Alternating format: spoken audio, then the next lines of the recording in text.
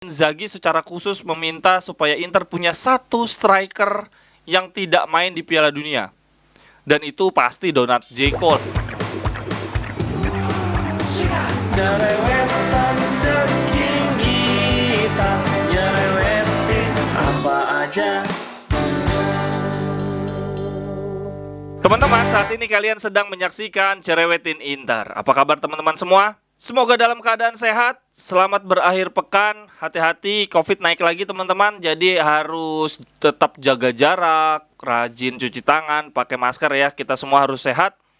Kemarin berita paling menarik adalah jadwal Serie A rilis. Sangat amat menarik. Tapi sebelum kita bahas jadwal Serie A, mau mengingatkan dulu nih, kita punya 3 pertandingan persahabatan pramusim di bulan Juli.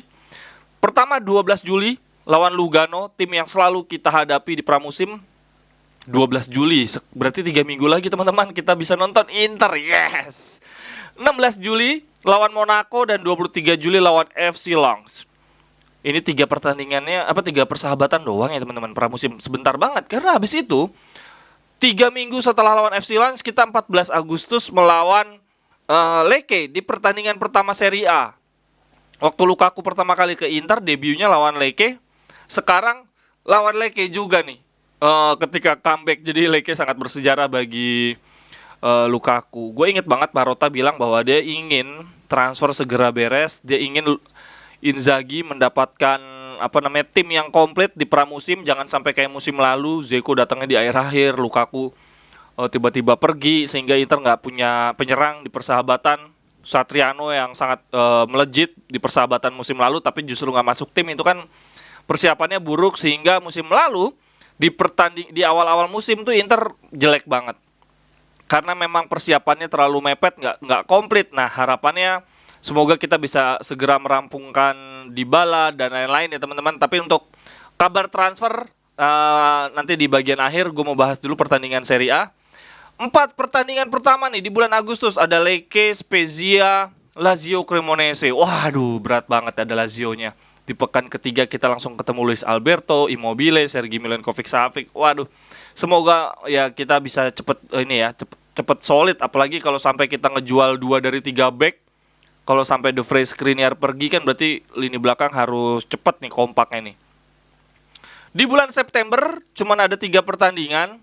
Pertama melawan Leicester cabang Itali, lawan Torino dan Udinese. Di bulan Oktober tantangan berat ada lawan Roma dengan Mourinho-nya dan Sassuolo yang musim lalu ngalahin kita. Tapi ini away sih, bukan home. Tapi tetap ini berat banget. Ada Fiorentina, Sampdoria juga yang solid banget musim lalu. Italiano gua nggak tahu nih bertahan atau enggak di Fiorentina. Di bulan November kita akan menghadapi Orsato dan kawan-kawan. Ada Bolonya juga, home pula. Ini akan menjadi partai kita mengingat Radu. Kemudian ada melawan Atalanta. Gosipnya Pinamonti mendekat ke Atalanta teman-teman. Di bulan Desember libur. Tidak ada nih teman-teman. Kalau lihat November ke Desembernya nggak ada. Tahu-tahu Januari. Bukan karena libur akhir tengah musim, tapi karena ada Piala Dunia. Oleh karenanya Inzaghi secara khusus meminta supaya Inter punya satu striker yang tidak main di Piala Dunia. Dan itu pasti Donat Dzeko lah, nggak ada siapa-siapa lagi. Lautaro main Argentina. Kalau Inter dapat Dybala, Argentina juga. Lukaku juga Belgia. Nah pilihannya antara Korea dan Dzeko.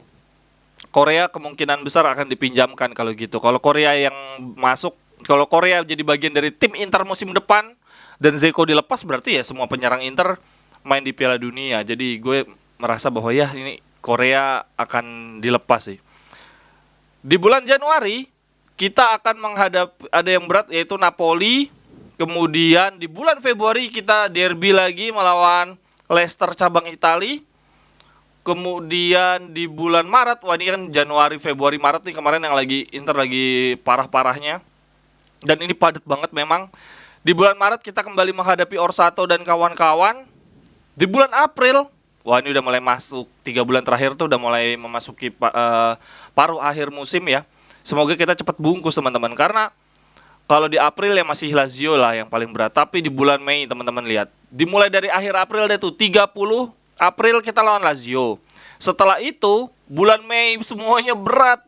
6 pertandingan terakhir gila-gila semua. Ada Haji Verona, ada Roma, ada Sassuolo lagi, Napoli, Atalanta. Wah, Inzaghi ini benar-benar harus kebut nabung banyak poin di awal dan pertengahan musim biar kayak AC Milan musim lalu.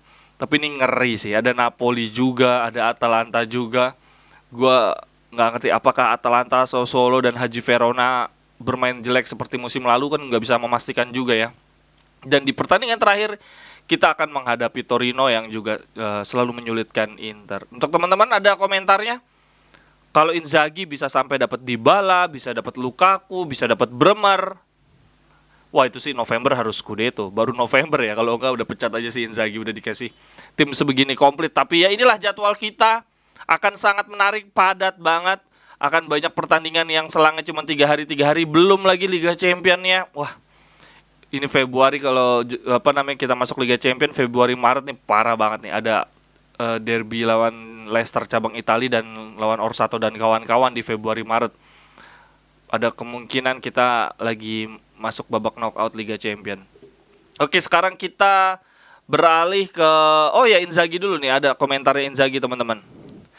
We are starting the new season against a newly promoted player team like Lecce. Nah, kita memulai musim ini menghadapi tim promosi Lecce. Ini adalah lawan yang membuat kita bersemangat, menstimulasi gitu ya. Kita harus fokus. We will play every 3 days. Kita akan bermain dalam 3 hari, setiap 3 hari sekali.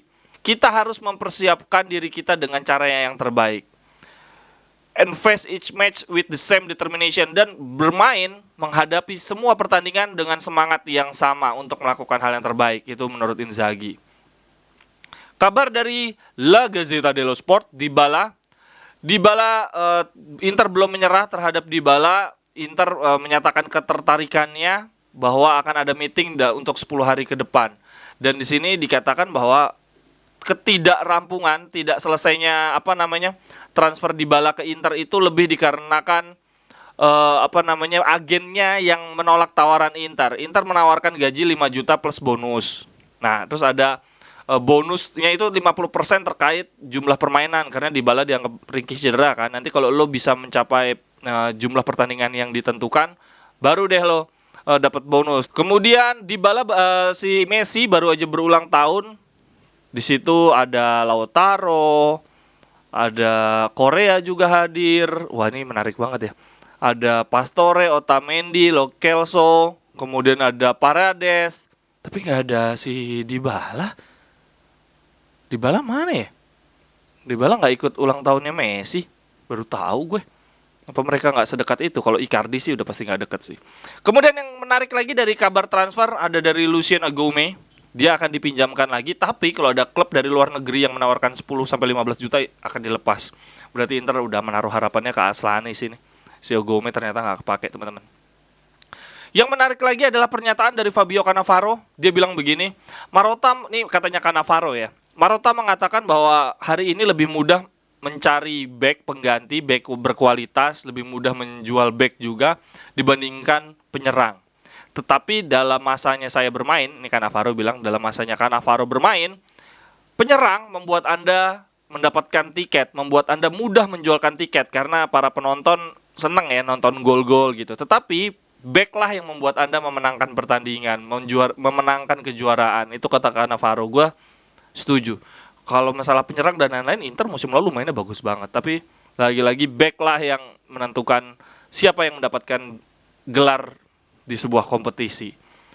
Gosens juga mau menyampaikan pendapat. Dia bilang musim ini harus menjadi musim saya. Saya ingin bermain untuk Inter supaya saya bisa main di Piala Dunia. Saya benar-benar dalam kondisi fit sekarang. Saya mempunyai kemampuan untuk berlari ke kiri dan ke kanan. Ada kabar juga bahwa PSG udah sepakat dengan Skriniar untuk gajinya. Kemudian tinggal mencapai kesepakatan dengan Inter. Inter masih mematok 80 juta, sementara tawaran dari Paris Saint-Germain masih sekitar 60 juta. Tetapi Inter sudah sepakat dengan Milenkovic-nya si Fiorentina. Begitu Skriniar kejual, Milenkovic masuk. Belum ada tentang Bremer. Kalau Bremer kabarnya memang terpisah. Bremer itu diincar Inter bukan untuk menggantikan Skriniar. Dengan atau tanpa Skriniar, Bremer tetap akan datang. Tetapi masalahnya si Presiden Torino, Cairo, menaikkan harga nih tiba-tiba waktu itu di bulan Januari Inter sudah sepakat dengan harga 15 juta. Sekarang harganya bisa sampai 30 sampai 40 juta. Berarti Inter ya, sekarang harus negosiasi lagi dengan Torino. Nyebelin banget emang kalau beli dari klub-klub Italia.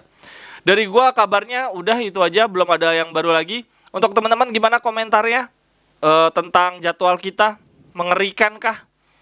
Gua yang mengerikan tuh yang partai-partai akhir sih. 6 pertandingan terakhir kita sangat amat kejam. Sampai ketemu di cerewetan-cerewetan berikutnya. Bye-bye, thank you.